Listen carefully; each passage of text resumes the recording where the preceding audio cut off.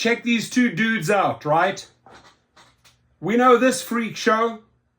We know he just started, right? The new Lyft CEO. If you have to compare the two, I mean, you got a lot of data, especially from me on this guy. I think the only thing that they have in common here, they don't even have a single hair on their head, right? I'm looking for some hair. A little bit of growth here with a little bit of a faded white patch here. But what do they have in common? How do they differ, right? I've made many videos about Khosrowshahi, right? You know how I feel about him.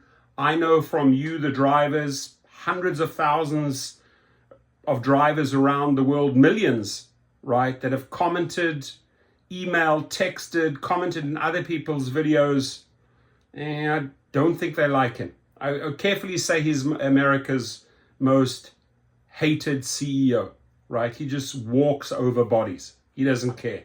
Huge security entourage, which I completely understand that he pays like, I think up to $2 million because he can't walk around in public alone, right?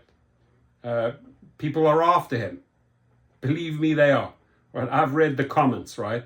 Now, I've spoken to him. He's brand new on the job. And me personally, I feel like he's trying. I mean, there's a lot of things that Mr. Copycat here is already doing that he's doing, right? So he put his email out there and said, hey, email me, david@lyft.com. Then Khosrowshahi reaches out to a Rideshare guy's channel who always facilitates him because it's his safe zone, right? I mean, Harry plays safe with Khosrowshahi. He doesn't want to upset him, right? So he knows where to go. He goes to Harry, and there they say like, oh, contact him. You can ask him questions. Basically copying his formula, right? He's trying to connect. Has a ton of work to do. A ton of work to do. I don't think he even knows how much work he has to do, right? His stock's back at 8 again, right? He's constantly fudging the numbers, twisting, baiting, switching the math, temporarily up, then it goes down again, temporarily up, then it goes down again, the stock. More confusing than anything else. But the one thing I know about Khosrowshahi, he doesn't know how to treat people. And he's too afraid to come on my show. And he's too afraid to have a conversation with me. He was not afraid. He was not afraid. You know, and I told him that's how I start respecting you as an individual, as a leader. Now he has to show us he's a true leader. He just stepped into that position. But to say, hey, you know what? I'll go 15 minutes with you off the record. Let's just juke it out. I ask the tough questions. He answers the tough questions, right? And he's respectful. It's not like, oh, you know, that's just stupid or whatever, you know. I'm bringing valid points forward. Whose points am I bringing forward? Your points, right? We need fair pay. We need safety, right? What about the Deactivated? He allowed me to speak about everything. In fact, was kind enough to give me another 15 minutes. Now, you owe me a lot of money. You owe me 650,000. You owe me 950,000. That's another difference, right? Something in common, but the numbers are different, right?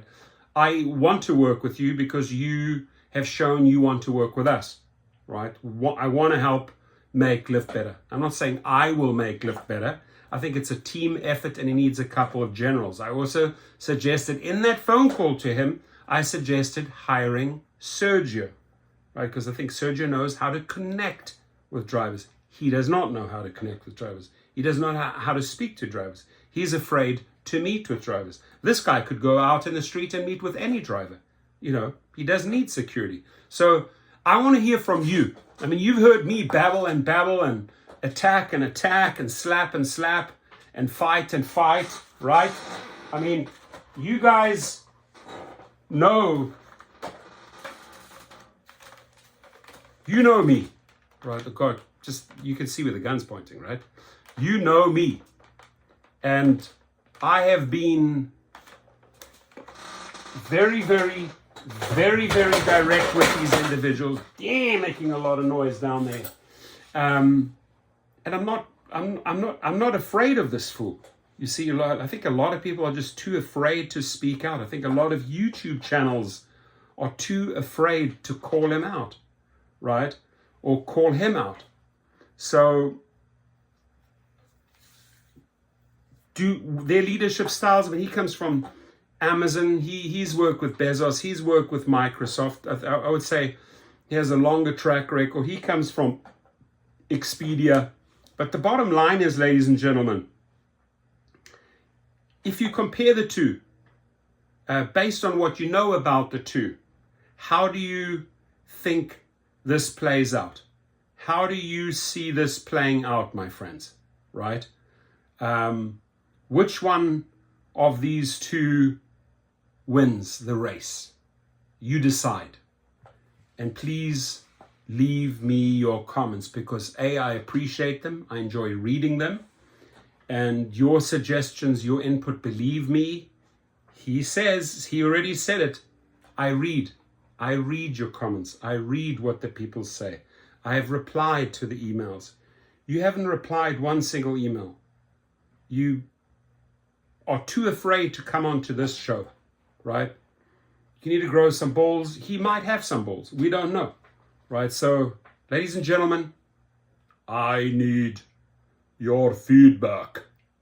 Thank you. Much appreciated, my friends.